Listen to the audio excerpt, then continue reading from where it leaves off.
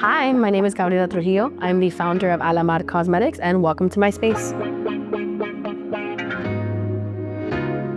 I would describe my workspace as extremely minimalistic because I get very overwhelmed in clutter and can't function. So I keep it very clean and minimal so I can actually get something done. I really focus on making the space more feminine. When I first got the space, it was a school and it was all navy blue and there was shelves everywhere and I kind of had to take it from there. And I wanted it to feel really calming and feminine. So I feel like the most me thing about it is that like all the walls are pink and the furniture is like lavender and it all makes me feel very peaceful and feminine so I can like really get into that beauty Jefa headspace and get what I need to do done.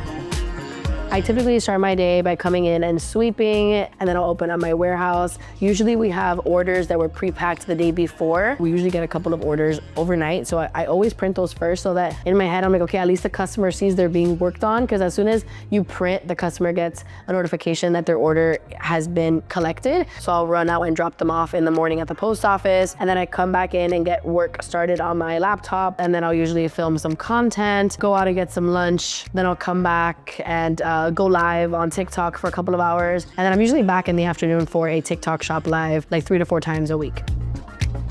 So this is where I sit down to get computer work done or to write in my notebook. But I also do a lot of my work on my second desk, which is where I do my TikTok lives. And that's my standing desk, because when I'm standing, I feel like I have more energy, I'm more lively, I'm louder. So I stand there and do my TikTok shop lives a couple of times a week. And that's where I engage with my audience. I make sales, I do giveaways. The rest of my warehouse is a little bit more muted, more pastel, a little bit easier on the eyes, I would say. My TikTok shop / content setup is a lot brighter, and I also have my products visible in the background so that when someone is sliding on their phone or scrolling and it pops up, it's very clear that we're a makeup brand. So because that's more of like a customer facing area, I really want it to be more branded, while the rest of my warehouse is a little less branded and just like feminine and soft.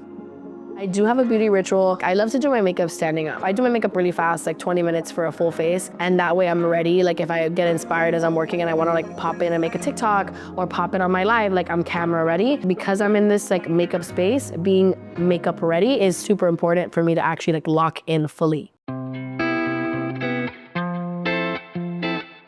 What inspires me the most in my space is actually all of the product. I have a room in the warehouse where I have all of my products, and that is where I fulfill orders for my customers. The orders themselves and the products inspires me the most because I'm like, wow, I have real people, real customers like depending on me to get these orders out on time, to get this work done on time. Being in that room where like everything happens, that's like the most motivating and inspiring portion of my warehouse to me. I really feel the most creative in my fulfillment room where all of my products are, because when I'm thinking of a new product that I want to design or a new product I want to bring to life, I'll always pull from my existing collection. With my blushes, it's very sunset themed, so let's do a sunrise theme. Like I always try to keep the products connected. I find the most inspiration in the room where all the products are, and that's where the idea for new products come to life. I also keep, like I have a box right over there with my Encanto collaboration, and I like to have it right at the front of my warehouse. So anybody that comes in is like, oh my gosh, what do you know about Encanto? I'm like, let me tell you. And I get to talk to them about that collab I did with Disney. And then I also keep my Flaming Hot Cheeto collaboration in my warehouse space so that I'm always reminded of those special moments, those milestones in my brand's history, because they're very inspiring and important to our story.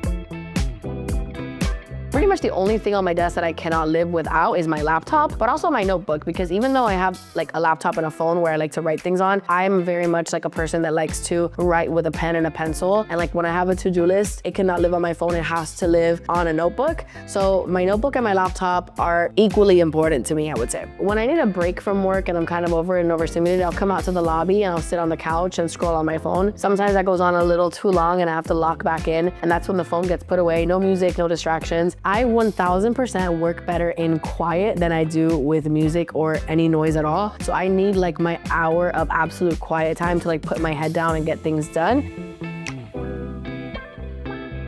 My mom is a huge part of my life, but she's also a huge part of my business. She owns her own business walking distance from my warehouse, which is so incredible. So she comes all the time to my warehouse. She sweeps, she makes coffee. I was telling the interviewers today that my mom would kill me if she knew that I had people coming over to the warehouse and I didn't offer them at least coffee. And that kind of like Latino hospitality is so innate to us. Like if you're welcoming someone into your space, you need to make sure that they're taken care of and that they feel welcomed. And that extends to your home space and your workspace as well.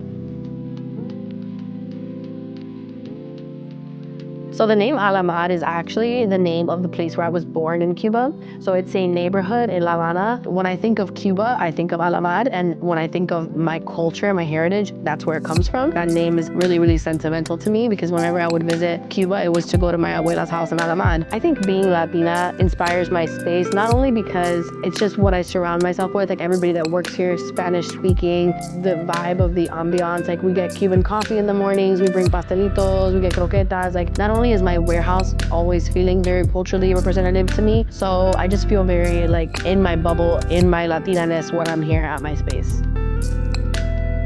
There are a ton of Latina founders that inspire me. I would say Patty Delgado from Hija de Tu Madre. I'm actually wearing her Hija de Tu Madre Walmart collab right now. I'm super proud of her. Also, Julissa Prado from Rizos Curls. What she has built is insanely impressive, taking like a small idea to this big mainstream phenomenon. So those girls absolutely inspire me. I'm very lucky to call them like friends in the industry. I think it's so impressive.